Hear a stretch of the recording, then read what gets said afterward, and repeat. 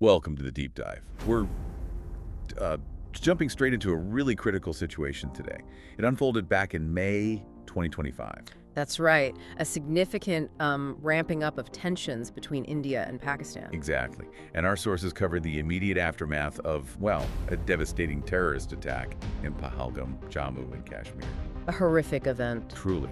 And the military responses from both nations that followed, plus the kind of strategic landscape, as things stood around May 10th. So we're looking at that initial period of escalation. We are. So your mission today, if you choose to accept it, is to really get a clear grasp of the key events, the military actions, and the strategic context behind it all. Let's dive in. Okay, so the spark, as you mentioned, was that attack in Pahalgam. Tragically, 26 Indian tourists lost their lives. Just awful. And the immediate assessment from the Indian government, based on their intel at the time, attributed this act to Pakistan-backed militant groups. Right, and that accusation, that attribution really became the justification for what came next. It was the catalyst, yeah. It led to a very direct and significant Indian response. Okay, so India's first move after pointing the finger. What did that actually look like? What was the strategy there initially? India responded pretty quickly, actually. They launched Operation Sindoor on May 7th. Sindoor. Oh. Yeah, and the stated objective was to target what they identified as terrorist infrastructure inside Pakistan. So hitting specific locations. Exactly. Precision strikes. The places named included Bahawalpur, Murikhe, and Muzaffarabad. And the emphasis was on precision. That sounds deliberate. Very much so. It suggests they were trying to, dismantle or degrade the capabilities of these networks, perhaps while trying to avoid a much wider conflict. Kind of thread a needle, maybe. Be impactful, but also maybe de-escalatory in the longer term. One could argue that, yeah. Though, as we saw, the immediate reaction wasn't exactly de-escalation. Right, a targeted counterterrorism operation. But, yeah, it definitely didn't end there. How did Pakistan respond to these strikes?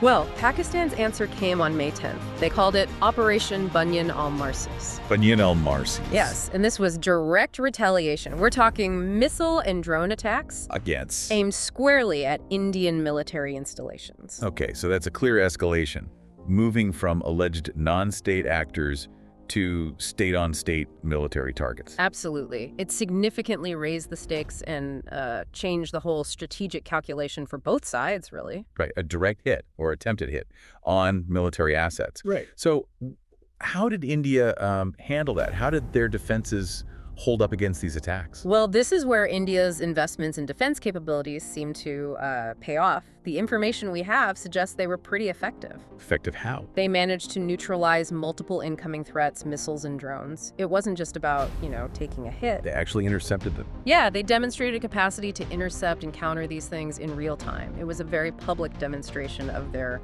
air defense, their missile defense tech. So signaling a strong capability to protect their own assets? Precisely. A message about their defensive strength. That defensive success does feel significant. It points towards, well, preparedness. Let's zoom out a bit then. Our sources also talk about India's broader military readiness in 2025. What was underpinning that? Yeah, exactly. If you connect the dots between the response and the defense, you see this broader context of enhanced readiness. It seems clearly linked to a sustained push for defense modernization. Right. There's mention of the budget. There was. A notable 9.5% increase in the defense budget for 2025 was reported. And where was that money going?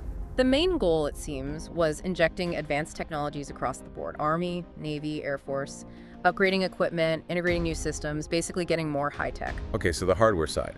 But wasn't there also something about the command structure changing? Absolutely. That's a key piece, the establishment of integrated theater commands. Integrated theater commands. What does that actually mean in practice? Well, essentially it's about breaking down the old silos. Army does its thing, Navy does its thing, Air Force does its thing. Right, separate chains of command. Exactly. This initiative aimed to create unified commands responsible for specific geographical areas or operational theaters. So joint operations become the default. That's the idea. Better coordination, faster response, more seamless joint action, moving towards a truly integrated fighting force, not just separate services working alongside each other. Okay, so a more integrated, more technologically advanced force. Now, sources we looked at also offered a strategic analysis, kind of comparing the military power.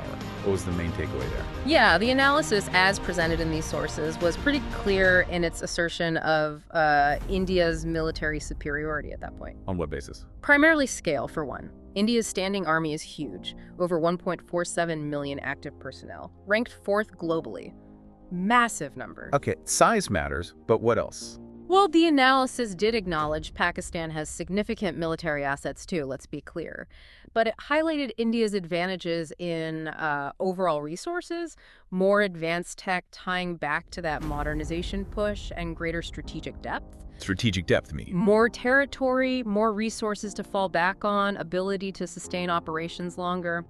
The conclusion drawn in the source material was that these factors combined would likely give India a decisive edge, especially if things dragged on into a prolonged conflict. Okay, that paints a picture of the perceived military balance according to these sources. But, conflicts aren't just fought on the battlefield. What about diplomacy, to what was happening on that front? You're absolutely right. Military action always happens in a diplomatic context, and India was apparently quite active on that front, even as the military stuff was unfolding. How so? Engaging in dialogues with global powers, the core message India was pushing was the need for a united international stance against terrorism. They framed that initial Pahalgam attack as, a threat not just to India, but to regional and global stability. And did that message land? Did they get international support? It seems they did find some traction, yes. Several key international players reportedly voiced support for India's position after the attack and the initial responses. Like who? The sources mention the US, the UK, and the G7 nations specifically. They expressed solidarity, apparently, but also called for de-escalation from both sides. So, support for India's stance on terror, but also a push to cool things down. Exactly. That international backing is always a significant factor, influencing how things might play out geopolitically. Okay, so if we piece all this together, the awful trigger event, Operation Sindoor, Pakistan's Operation Bunyan al-Marsus, India's defensive show, the modernization efforts, the strategic analysis favoring India, and the diplomatic moves. What's the overall impression of India's position and resolve based on these events up to May 10th? Well, the picture that emerges from these sources is one of a nation showing a pretty firm commitment to its national security. It doesn't seem like just a knee-jerk reaction. That are calculated. It appears that way. A response seemingly backed by that modernized military, by strategic leadership focused on integration and tech, and importantly, by that proactive diplomatic effort to shore up international support. For projecting strength and resolve. Yeah, the narrative suggests a nation feeling prepared to defend its sovereignty while still, publicly advocating for a peaceful, terror-free region. Right. So we walked through this complex sequence.